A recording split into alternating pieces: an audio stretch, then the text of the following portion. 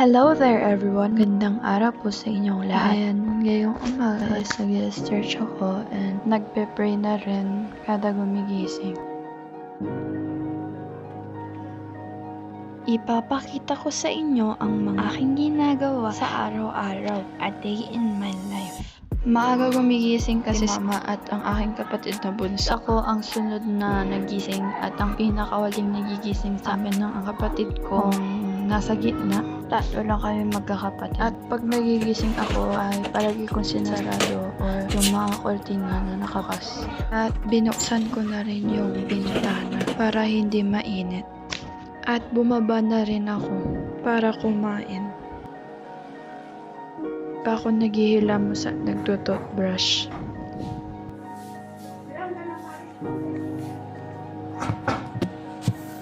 Bale, wake up like this. Hindi pa nagtututbrush. Bale, sa hindi nakakaalam ng iniinom ko rito, ito yung iniinom ni Miss Janela in Japan. Hinry ko lang siya and ang sarap niya.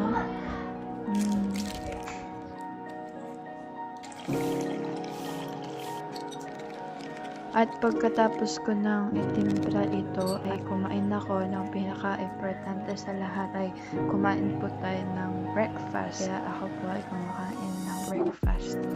At hindi ko pala nasasabi na sanay na akong itaas yung paa pag kumakain.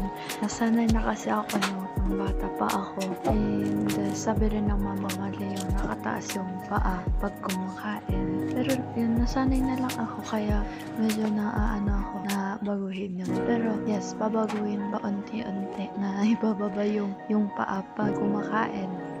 Sobrang love ko mag-suot ng bracelet sa kamay. Kung makikita nyo, suot ko ngayon yung bracelet ko na tatlo. Yung isa is bigay ng mama ko. Yung dalawa naman binili sa Manawag. Yung isa doon is kinuha ko lang sa kapatid ko kasi hindi niya naman sinusuot. Kaya ayun, sinuot ko na lang kasi sayang naman kung nandun lang sa tas di niya susuotin. Kaya sinuot ko na lang.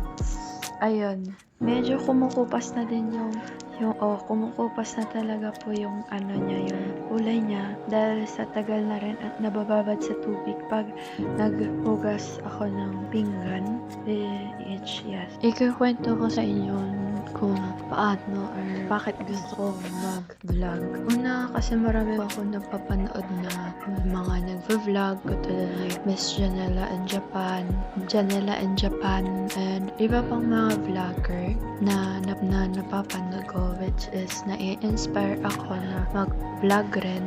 Alam ko rin kasi na marami din mag-judge pag mag-vlog ka. Pero gusto ko lang kasi i-try. Wala naman kasi mawawala sa akin. And if hindi ko siya itetry is, I think, magsisisihan ko kasi hindi ko siya tinry kasi na gusto ko siyang gawin. Yun lang. Kaya gusto ko mag-vlog. And ang dami ko pang talagang sinip kasi gusto ko mag-vlog. And matrabaho talaga ang pag-e-edit. And hindi siya madali. But masaya siya if gusto mo siyang gawin. At pagkatapos kong kumain or magpa-assess dahil taga na rin ako nakaupo is magtutubrush na ako.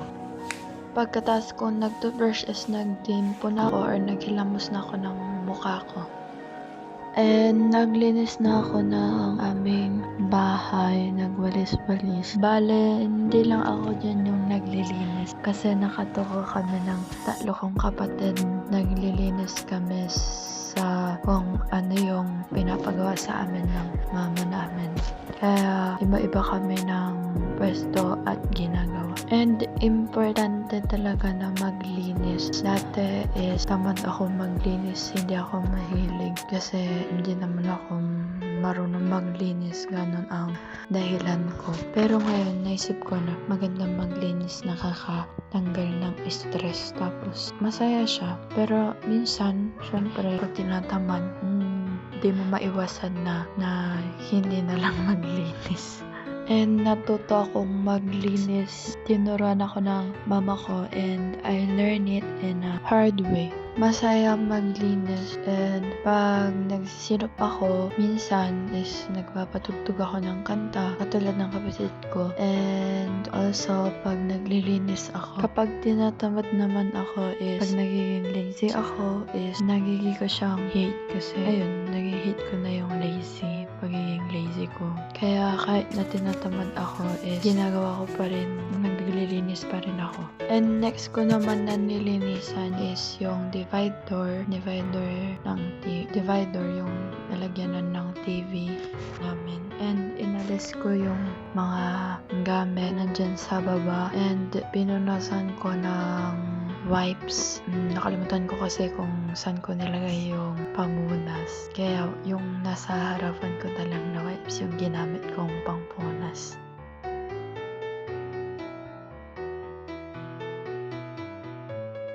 At pagkatapos nun ay binal ko na yung mga gamit kung saan nakalagay or kung saan yun nakapwesto yung mga gamit.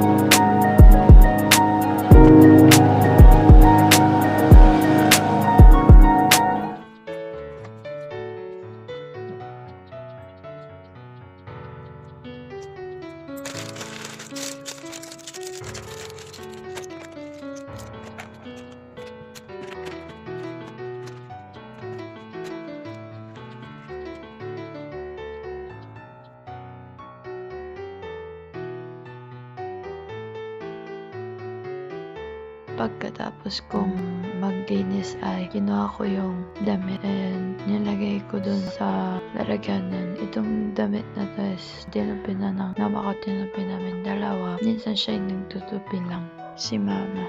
And nilalagay lang namin ng kapatid ko.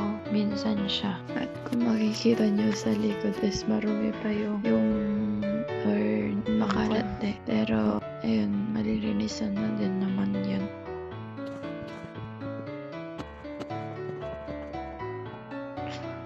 And dito na nagtatapos ang paglilinis ko. Bale, pumunta dito yung pinsan ko, yung tatlo kong pinsan. Ayan yung maliit, yung baby. And ayun, hinawakan ko siya. Ang cute niya, tama ng face niya. Ayun yung isa, yung makulit, yung nagtutok sa mata ko, tas doon sa baby. Yun yung isa kong pinsan. And nilalaro namin siya. Ang pangalan niya is Dorjong. And kung inanap niyo yung isa niyang kapatid or yung ate nila is nasa taas po siya. Hindi niya po totoong pangalan yung third Chong.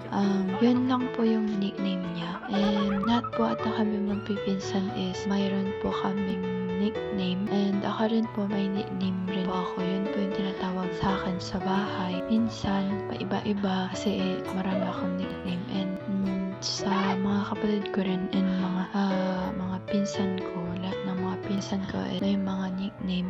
Hindi nila ginagamit minsan yung totoo nilang pangalan. Yung ginagamit nila yung nickname pag tinatawag namin sila. Siguro yung mga nagtawag lang sa kanila ng totoo nilang pangalan is yung mga kakilala nila or yung mga hindi nakakakilala sa kanila, yung name nila lang. At mga magulang nila, syempre nasanay ko na dun sila tawagan ng totoo nilang pangalan, but mas sanay ko yung nickname nila. Ayun, sumasayaw silang dalawa at syempre si third Chong na rin na Mini, miss you at ako rin. And comment nyo nga yung nickname nyo na ibang-iba talaga sa totoo nyong pangalan. Ay, may video to. I-stop mo na. Na. Panood na. Huwag may didelete.